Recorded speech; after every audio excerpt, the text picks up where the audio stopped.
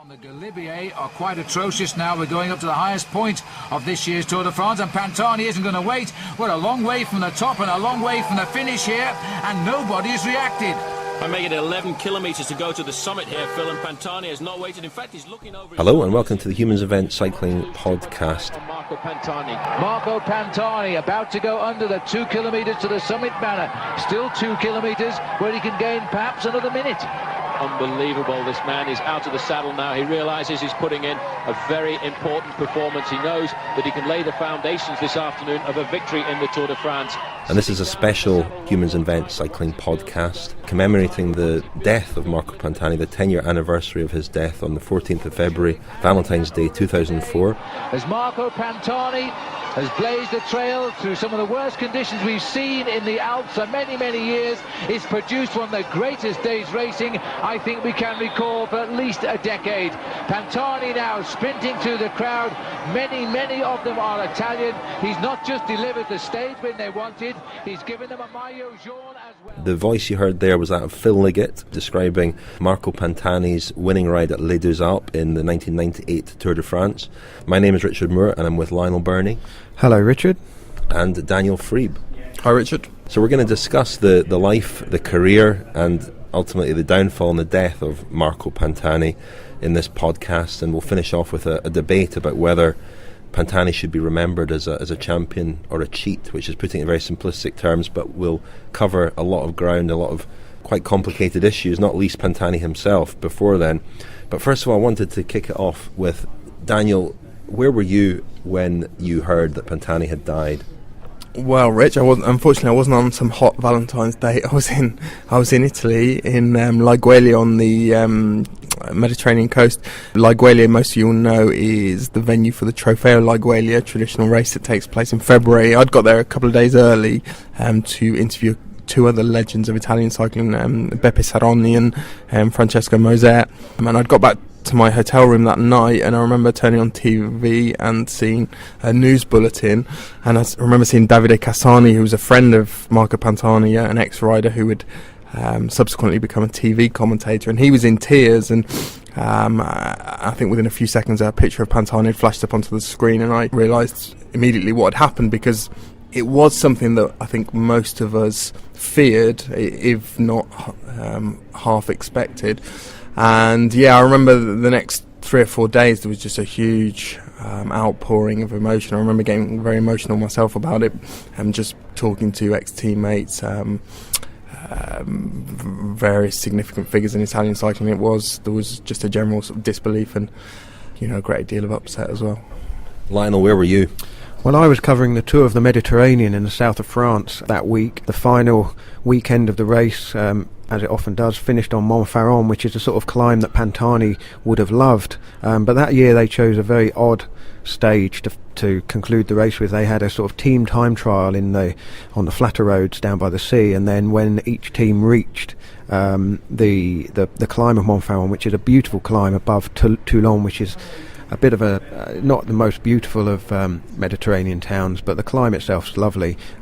So when the teams reached that climb, they kind of all splintered, and then it was a kind of every man for himself, and it was really odd atmosphere on the climb, because the spectators didn't know who was actually winning the stage, because it was being done on overall time rather than who crossed the line first. So it was almost like the anti-Pantani stage. And the evening itself, we were having dinner with some journalists and the organisers of the Tour of the Med, and one of our colleagues, Stephen Farron, broke the news basically and said that Marco Pantani had died. And as Daniel said, there was a lot of shock, but also the sense of inevitability, I think, really struck everybody with a sort of sadness. And within a few minutes, once the shock had kind of sunk in a little bit, people began celebrating and talking about their favourite Pantani moments. And it was a really odd thing, because Pantani had been so competitive just a year or so before. He'd still been racing at high level the previous May in his final Giro, and to think that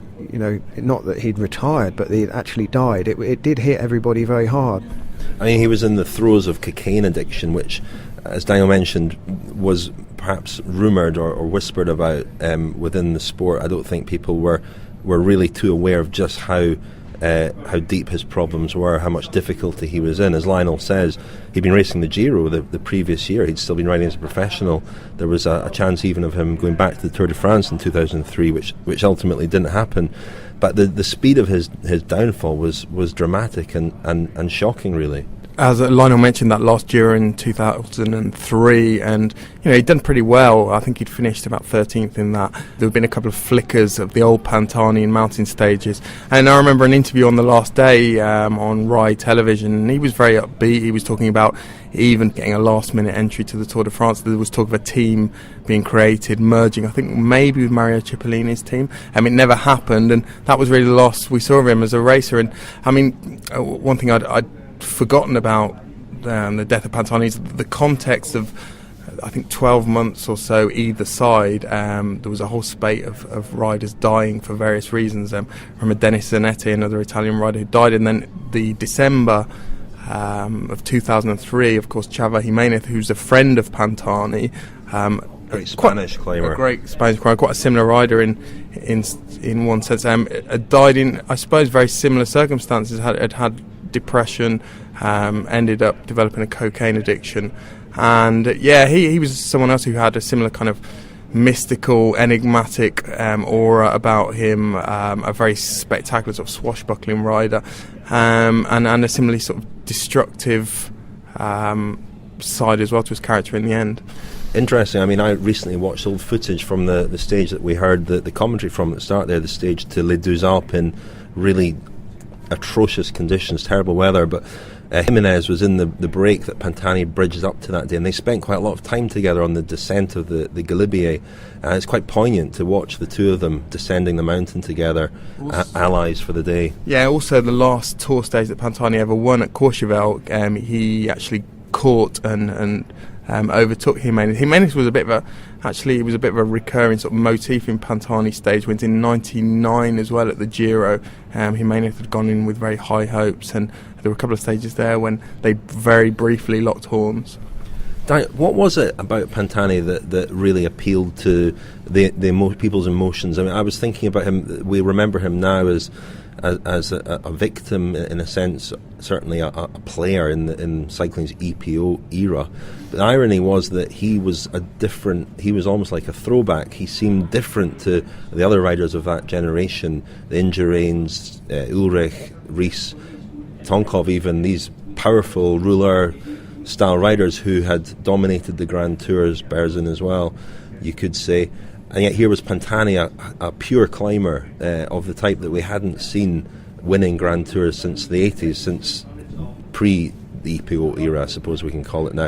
What was it about Pantani, do you think, that really captured people's imaginations? Why did people take him to their hearts the way that they did? Well, I think, Rich, you have to look back at the roots of cycling in Italy and why there was such a deep bond between the Italian people and cycling.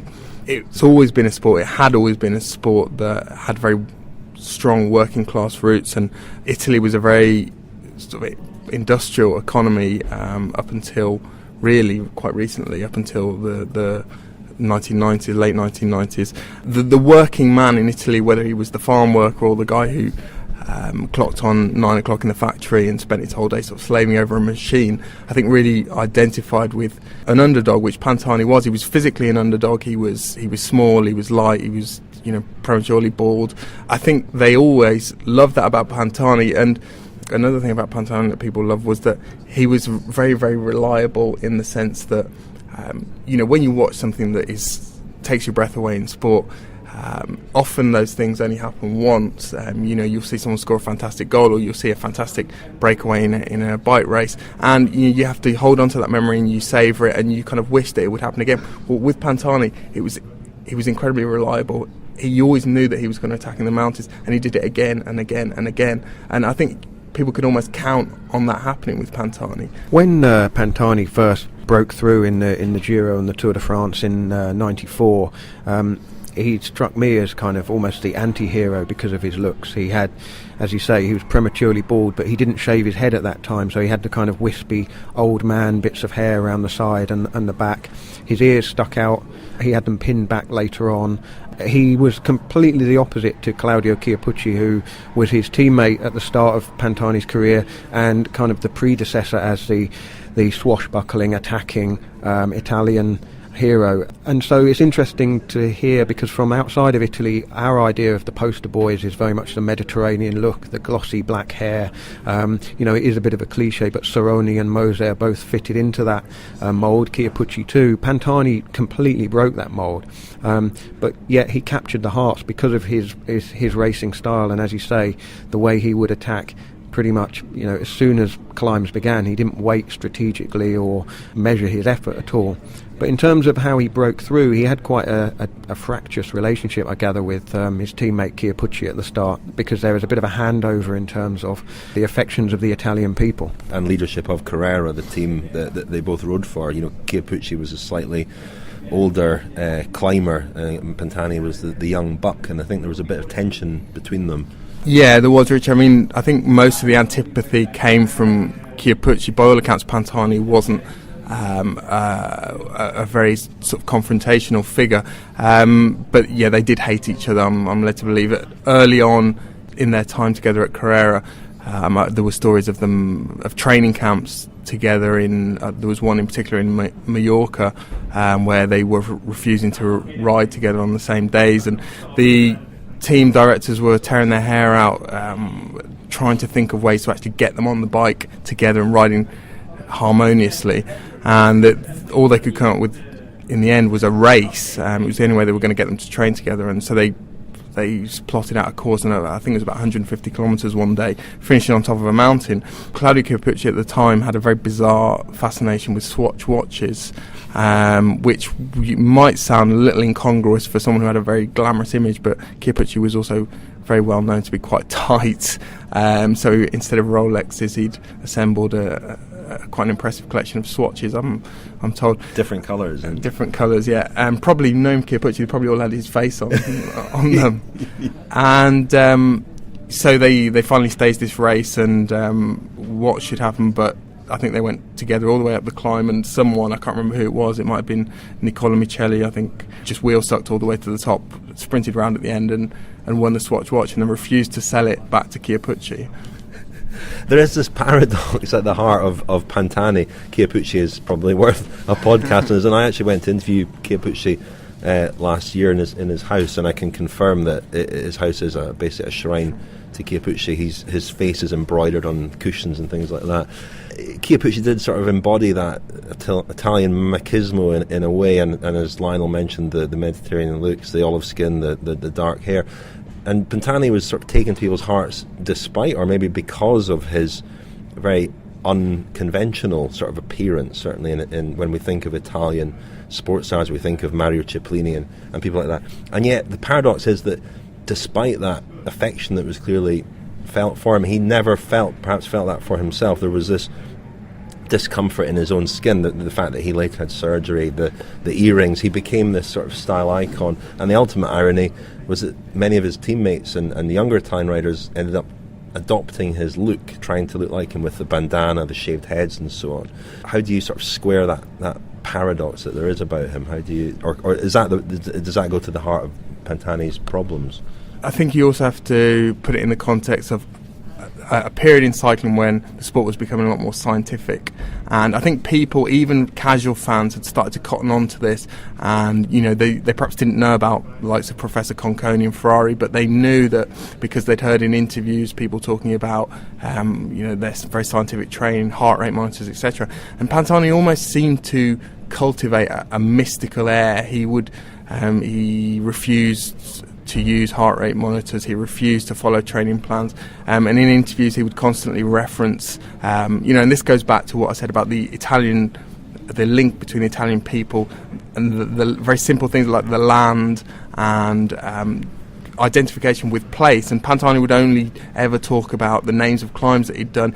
He had a famous training ride that he used to do the tour of the Four Fountains, and he used to talk about how he didn't need heart rate monitors because when he did this training ride of the Four Fountains, he knew exactly how good he was going to be. So there was something very kind of earthy about the kind of image that he cultivated, but also at the same time quite enigmatic and compelling in that sense. It was almost, and also his appearance, he started to look like a shaman, with the nose piercing and the bald head, and almost like a kind of Yoda, cycling Yoda.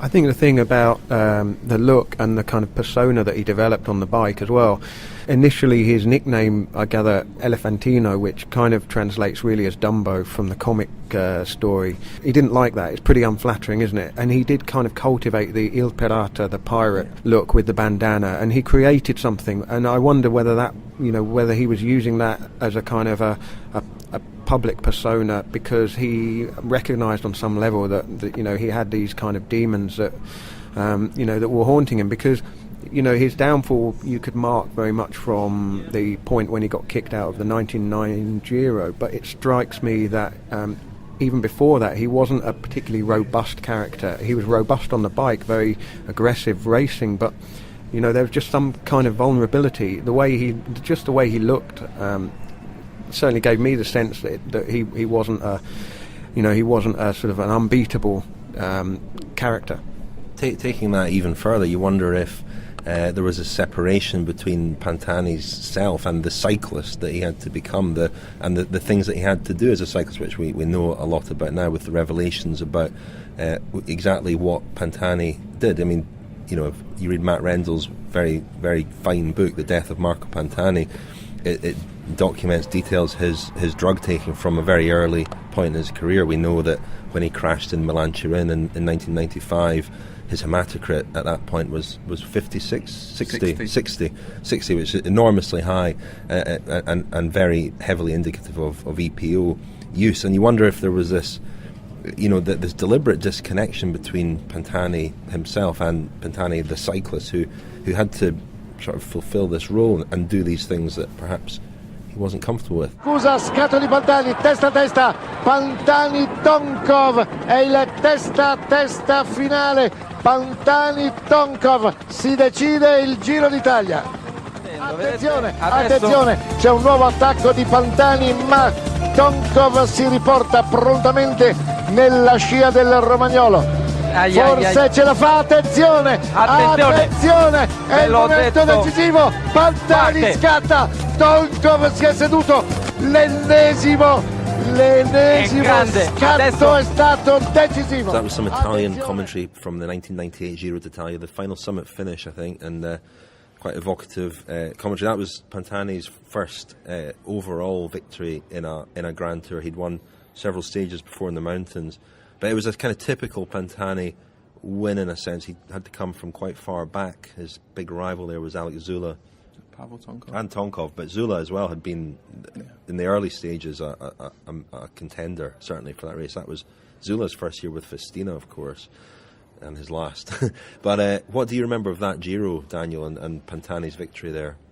I think it was my favourite Grand Tour of all time. I was absolutely captivated by that Giro. Just really by the duel. I was a massive Pavel Tonkov fan, but the duel with Tonkov, it just seemed like in that last week there were several stages where I said to Lionel the other day, it was like a trapdoor had fallen out the rest of the race, and it just left these two men on their own, and it just seemed like hour upon hour of them climbing side by side, wheel to wheel, and Pantani just inching away, only for Tonkov to suck him back, and you had this great physical contrast as well. Pantani, one of the things as well that appealed about Pantani was just aesthetically on a bike. He looked fantastic. This sort of dancing, balletic, sort of swashbuckling style. I think John Foote, I was reading his History of Italian Cycling, Pedalare, earlier today, and he said it was like watching someone fly uphill. And you had Pantani against Tonkov. Tonkov was total opposite, very, very still on the bike, also looked fantastic on a bike, but you can almost feel every muscle in your body flex as as Tonkov churned the pedals. And so it was these two together, and that final summit finish, Rich, Tonkov was about 30 seconds behind on general classification, but they had the final time trial in Lugano coming up, and it was obvious that Tonkov was going to take time there. And then this final mountain stage, it was a very, very long climb at the end to Plan di Montecampione, which they're doing again in the Giro this year. It's about a 20-kilometre climb, and Pantani attacked pretty much right at the foot of that climb, and Tonkov went straight after him, and it left those two, and they were together for about 45 minutes for the entire duration of the climb. And you think in recent years about great sort of head-to-head battles in Grand Tours between riders. We remember Contador and Andy Schleck, I think in 2010, Axe Trois Domaines, they were side by side, but it lasted 2 minutes, 3 minutes. This lasted 45 minutes, and there was nothing else going on in the race. There was no one up the road, so Italian TV could focus squarely on this battle, and the tension was just unbelievable, and they got closer and closer, and it looked like Pantani just couldn't find a way to drop him. And then 2 kilometres to go, the umpteenth acceleration. You hear in the commentary there Adriano Dezan on Rai television saying there have been hundreds of accelerations, and finally one has broken the elastic, and that was it. Pantani then rode away, took a huge amount of time in the last 2 kilometres, and then rode a fantastic, dubiously fantastic final time trial to win the race and hold off Tonkov. It occurs to me that we could recreate the Tonkov-Pantani battle with Lionel and Daniel. Both of you better not. I modelled myself. Yeah, on Tonkov. Tonkov, I modelled you've got the glossy black hair. And Lionel, I don't mean to draw attention to it too much, but you bear more than a passing resemblance to Pantani with the beard and the shaved head. It's not deliberate. I don't have the same explosivity on the bike, that's for sure. Thinking back to that Giro, because I remember watching bits of it, but what the thing that excited me about Pantani that year was that I think we all thought after the 97 Tour that we were in for another 5 or 6 year dominance by a big, strong rouleur. Jan Ullrich was going to just carry on where Miguel Indurain had been and win the Tour, which at the time Jean-Marie Leblanc was plotting these routes with 45, 50-kilometre time trials in which were favouring that type of rider. And then obviously the Festina affair then happened at the start of that 98 Tour, and that really ripped up everything. And if you were looking at the race, as I suppose we all were at that time, thinking about it being the clash between Ullrich as the rouleur and Vironk and Pantani as the climbers, to lose Vironk after the first week before the mountains had even come, I know it's odd to think back and think that in the context of what had happened in that race that we were even bothering thinking about the race, but we still were. I think we still turned on Channel 4 in the evening or watched on Eurosport to see a great race, and Pantani emerged in the mountains as a swashbuckling saviour. And particularly, I remember taking the day off work. I worked for a newspaper at the time, and I just handed in my notice. I was going to go and work at Cycling Weekly. It was during my notice period, but I took a day's holiday to watch the whole of that stage over the Galibier to Les Deux Alpes, and I'd been and bought baguettes and cheese and ham and stuff. And were you wearing a beret and a striped shirt as well? I don't want to play up the stereotype here, but yeah, the accordion music was playing in the background. David Duffield's commentary on Eurosport was in its own evocative way quite memorable as well, and that stage was one of those days when if you were a cycling fan you could easily sit for 6 and whatever hours in front of the TV and watch every minute of it without moving. And to me that was kind of, we still had the kind of the era of innocence despite everything with Festina, and the way that the Tour had sort of salvaged itself and pinned itself to Pantani as the great saviour. So we were seeing something that we probably haven't really seen its like since. I mean, attacking so early and putting Ullrich, who was on a bad day anyway, but I mean, it rained all day from, it was pitch black basically. It was a miserable black day, and Ullrich just absorbed all the water that was falling out of the sky, and it just in his face and in the bags under his eyes. Yeah. I think, Rich, that it is absolutely central to the myth of Pantani and his enduring popularity, particularly in Italy, that the 1998 Giro and to a certain extent the 1998 Tour were the last Grand Tours anyone ever watched before, blanket doubt was introduced, and there was suspicion about every performance, particularly in the 1998 Giro. And I think that emotion that people felt is still raw, the excitement, and people are very aware that they've not felt that since, because it has killed that doubt. I was watching an American documentary the other day about a very famous American sports star in the late 1980s called Bo Jackson. He was famous because he managed to combine careers in Major League Baseball and the NFL. And it was a typical documentary with Vox Pops, and one of the journalists said that what was so amazing about Bo Jackson and his physical feats was that it was at the very threshold before people knew that steroids were being taken in the NFL and Major League Baseball as well, and that completely changed everyone's relationship with what they saw on the screen. And I think it was exactly the same in cycling with Pantani. I mean, even in the immediate aftermath of the revelations about Festina and systematic doping in that team, which was the world's #1 team at the time, there was this alternative narrative that emerged that it was the cleanest tour in years because this had happened. We know now that that's certainly not the case. The French Senate last year report revealed conclusively that Pantani, Ulrich and Bobby Julich, the podium at that tour, all tested positive for EPO at the tour with much later and more sophisticated testing. Just to go back a little bit to the Giro, Pantani won that Giro in the final time trial. And another point to make, I suppose, we know that the EPO and blood doping could transform rouleurs into climbers. What we learned with Pantani, I suppose, it could also transform climbers into more than decent time trialists. We saw that also later on with the likes of Michael Rasmussen, arguably.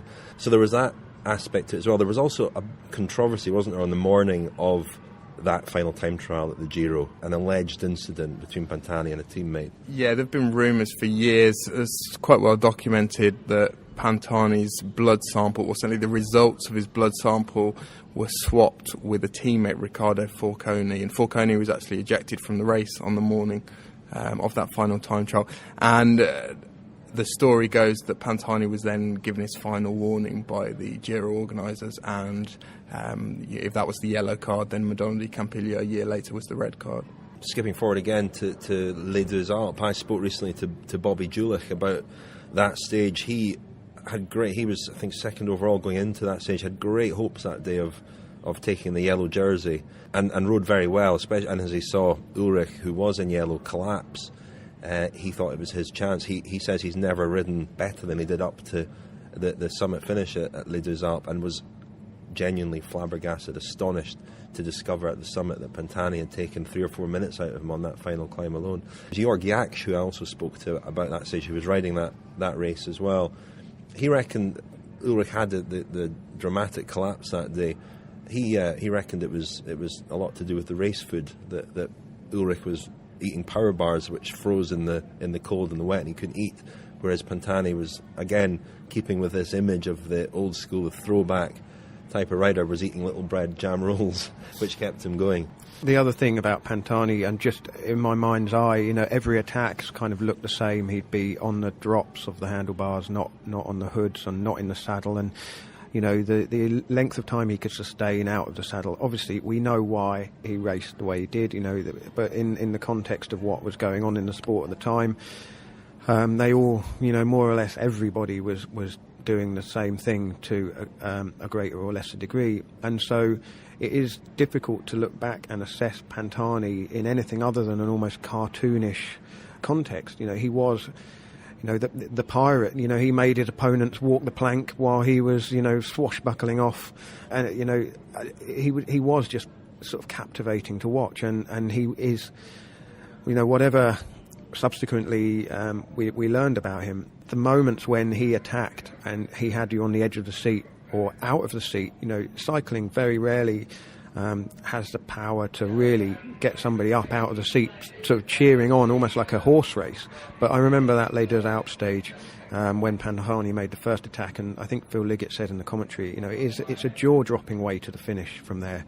Yeah, also again speaking to Bobby Julich about that attack that Pantani launched on the Galibier, so far from the finish of that stage to Les Deux Alpes, again on the drops, he vividly remembered him attacking, getting a small gap.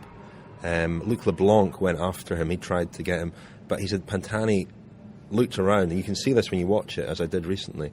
He looks around once, still pedalling, and he can't really gauge what's happening behind him.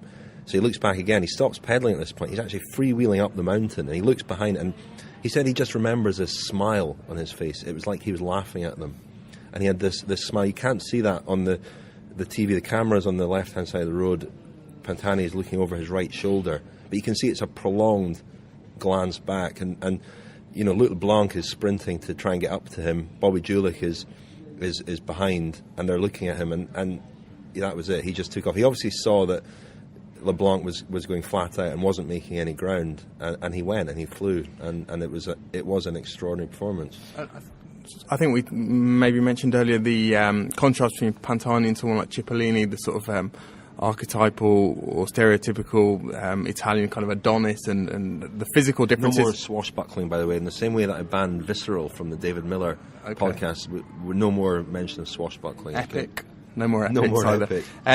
But there was one thing that Cipollini and Pantani did have in common was they were both showmen, and Pantani was a showman in the way that he cultivated this mythology, and he developed this ritual when you talked about his attack there, Rich, and how he almost goaded his opponents. He had this ritual, almost a striptease, where first he would remove his bandana, and then on one famous occasion in Plan di Monte Campione, we just heard the commentary there in the 1998 Giro, he even took out his nose stud. And these were all kind of warning flags that he was about to attack, and it goes back again to what I said earlier about how reliable he was, and how a Pantani attack was something you could count on. Yeah, I think I feel duly reprimanded for using swashbuckling. I think we all used it, Lionel. I was at the Tour of Murcia in southern Spain in 1999 when Pantani his star was probably at its absolute peak. You know, he'd won the Giro and the Tour the previous year. He'd already pretty much said, I'm going to win the Giro and the Tour again this year. The Spanish strike me as they don't readily sort of hero worship foreigners particularly, but Pantani was mobbed at the starts of those stages, and the one stage that had a big climb in it and a summit finish, I couldn't remember where it was. I was trying to remember this morning the name of the climb, but it's a nice climb. It's probably 8 kilometres up through some trees, got a few switchbacks on it, and we went and stood. I was working with a photographer at the time. We went and stood on the climb, maybe 2-3 kilometres from the top. Nobody else there really, just 2 or 3 other spectators on our stretch of road, and maybe a few on the corner and a few a bit further up. And Pantani, even with no audience, no crowd, he just still did exactly the same thing that day. He came past us from the point we saw him come around one bend to the point where he went around the next bend. I think he was out the saddle the whole way.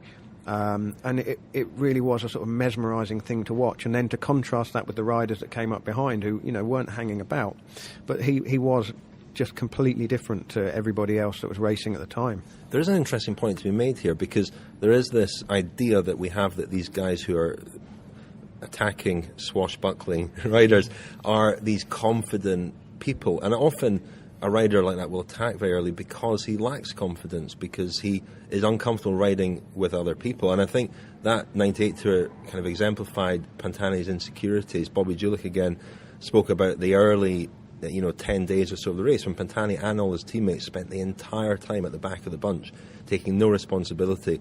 I think Pantani was in a funny... I remember I was in Dublin for the start of that tour in 98, and I really remember seeing Pantani. I think he finished 194th in the prologue. He was almost last in the prologue. It's often claimed now that he finished last. He wasn't quite last. He was almost last. He hadn't even recce'd the course. They asked him whether he wanted to recce the course in the morning, his team director Beppe Martinelli, and he said no. And some of the bends he got wrong when he was actually riding the prologue, because he thought they went left and they actually went right. And Martinelli was calling out from the team car, this left now, right now.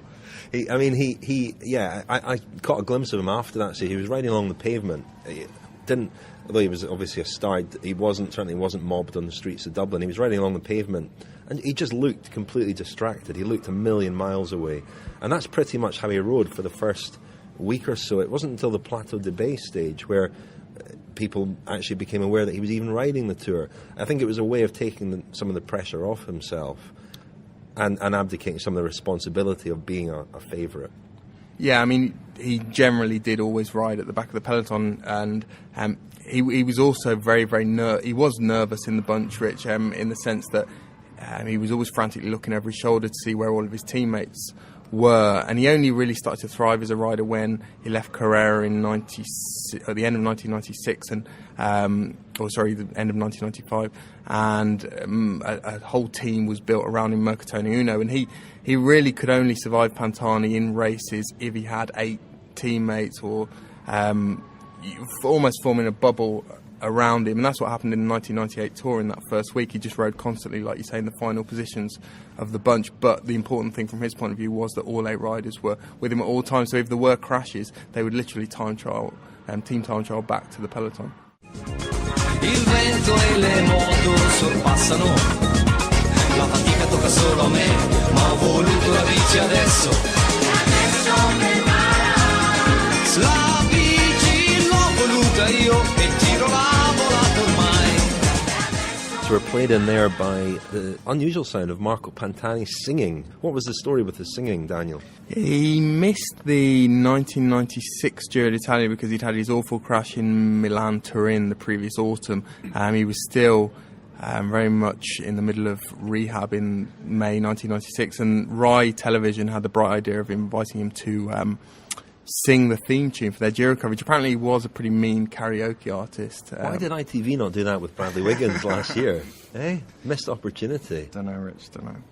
Well, let's carry on with the discussion and lead into our debate. We want to talk about the downfall of Pantani, which can be, I suppose, traced back to during the 1999 Giro when he failed a blood test. It wasn't, again, a drugs test as such. It was a health check, and as you mentioned, he'd had a yellow card perhaps the previous year. This was the red card, and he never recovered from that, did he? No. We should point out that he was on the verge of winning the Giro incredibly convincingly, which would have been his 3rd Grand Tour victory in a row. Extraordinary, really. And so he lost the race.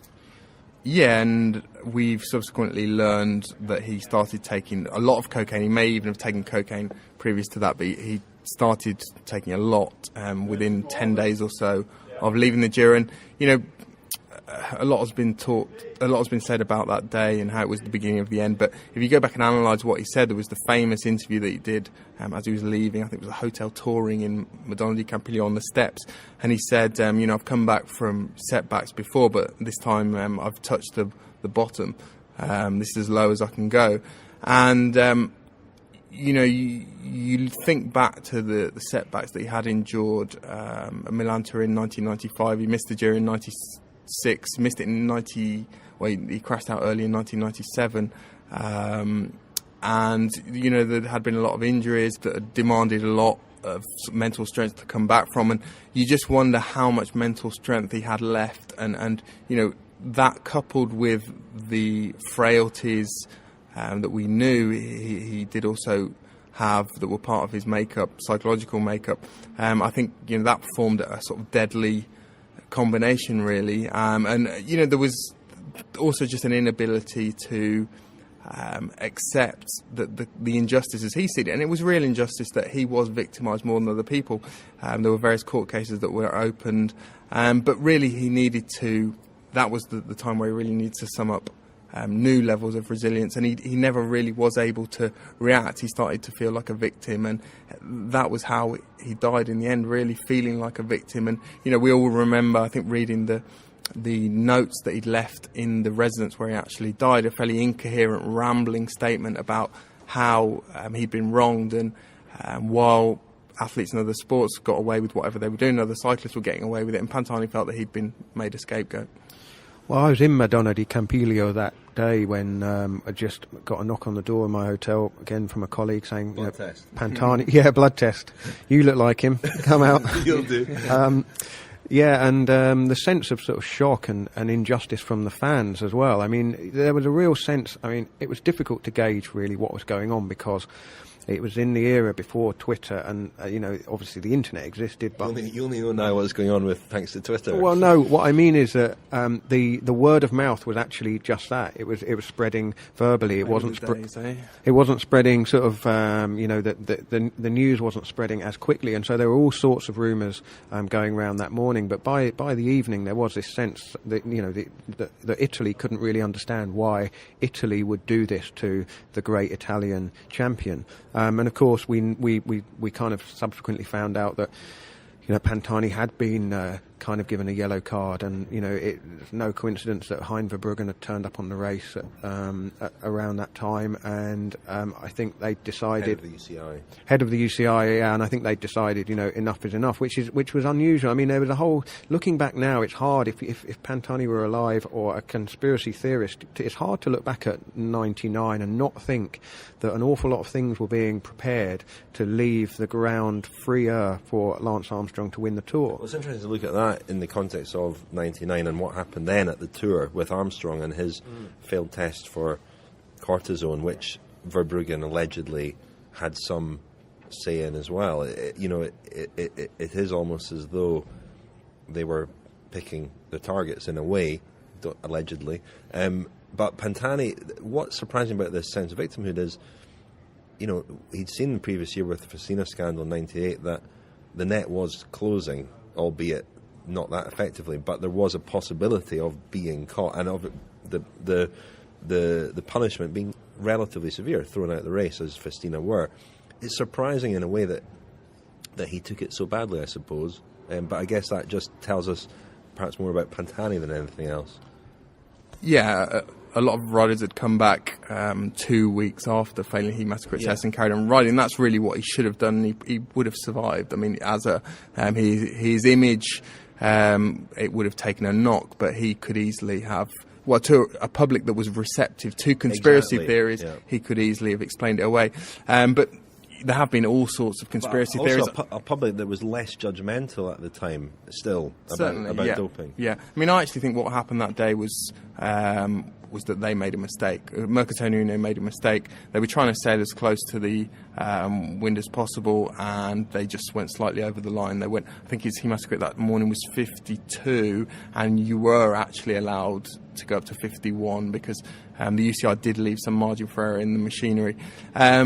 But there have been endless conspiracy theories since his death. One of the most credited ones was it originated from the memoirs of an ex-gangster who was in jail at the time of the 1999 Giro, but someone in jail had told him to put a lot of money on Pantani not winning the Giro, and this gentleman had questioned that, said, what do you mean he's winning by 5 minutes? It's impossible that he won't win. And the guy in prison said, trust me, he's not going to win the Giro. And this was the basis for a book, I think. It might have been, I think it figured prominently in Philippe Brunel, a French journalist book. But the thing you have to understand about the conspiracy theories in Pantani is that Italy loves a conspiracy theory perhaps more than any other nation because they have been let down by their government in particular before, but just the authorities in general are viewed with a lot of suspicion in Italy because often those suspicions have proven to be founded. But in this case, I think the conspiracy theories are fairly far-fetched. It is interesting, though, looking forward from 99, Pantani obviously misses that Tour, so doesn't get the chance to defend. Lance Armstrong wins, and then there's this kind of phony war between Armstrong and Pantani, who probably probably hadn't met very often. It kind of blew up in the press a bit. I'm not entirely sure what the origins of it were. There was talk of, I mean, they did eventually meet, didn't they? I think they actually had got together for a coffee to kind of bury this hatchet that had almost been created in, I'm not quite sure where. But when we come to the 2000 Tour, Armstrong clearly was concerned about Pantani simply because he had an explosivity in the mountains that even Armstrong perhaps couldn't have matched. And so we had there were so many things that happened in that Tour, but obviously everybody remembers Mont Ventoux, where they matched each other all the way up the climb, and then Armstrong decided to allow Pantani to win by sort of the width of a tyre and a bit, perhaps, and then Pantani didn't show the Texan idea of gratitude, and then Armstrong hit back and said, no gifts from now on. And I remember standing at the top, and there was a real sort of tetchiness around the US postal camper van that Armstrong had first given it away, and second that Pantani hadn't sort of bowed down and been publicly very grateful. And it sort of started a sort of clash of personalities between the two of them. I think it's interesting because I think Armstrong made a misjudgment there in terms of failing to really understand Pantani's character. I think had he been a similar style with Jan Ullrich would have accepted the charity and been grateful for it. Pantani felt patronised by it. Pantani was too proud, and Pantani never liked winning with any other rider in his vicinity. He always wanted to win on his own. And that was an attempt by Armstrong to effectively buy Pantani to get him on side, in the same way that he kind of had Ullrich in his pocket a little bit.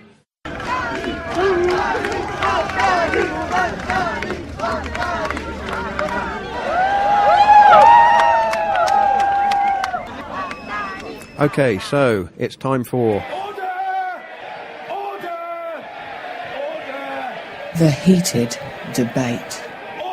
I lead 2-0 in the series, according to unofficial results. I think you're losing 2-0. Oh right, so I won the first one all night long. Well, it's not winner stays on anyway. So so it's Richard Moore against Daniel Friebe, Marco Pantani, champion or cheat. Daniel, you're going to go first, and you are arguing that Marco Pantani is a champion. So your minute to state your case starts now. I think the greatness of professional cyclists should be measured in the emotions that they generated at the time of their greatest successes. I think that it's a mistake to try to certainly compare eras and to expect bike races to tell us who was the best athlete, because professional cycling is so tarnished from the first races at the beginning of the 20th century to the last races, and to say that Pantani had greater, more powerful drugs at his disposition than other riders, I don't think that really makes any difference. Pantani was fantastic not because of the races he won with or without EPO. It was fantastic because of the emotional legacy that he leaves, how excited people were, the fact that when you go to Italy now, they don't talk about Vincenzo Nibali, they don't talk about any of the current breed of riders, they talk about Marco Pantani, and I think for that reason he's a champion of people's hearts. Very good, Daniel. Finishing on bang on 60 seconds there. Very, very concise debating. Not like Richard, who strayed well over the time limit last week. We're going to be much tougher. I'll be well within it this time. We're going to be much tougher this time, arguing a position that perhaps if you were to have to justify with your life on the line, you may be in trouble here. But Richard, anyway, your minute starts now. So Daniel's appealing to hearts, I'll appeal to minds. I think the problem with Pantani, the fundamental problem is that we just don't know. We watch sport, as Daniel says, for the emotional connection, and at the time certainly the emotions that Pantani stirred up were positive in a non-doping sense. But now it's just impossible to know how much those performances, as stunning and as exciting as they were at the time, how much they were down to Pantani and how much they were down to the drugs that he was using. It's very unfortunate for Pantani as well.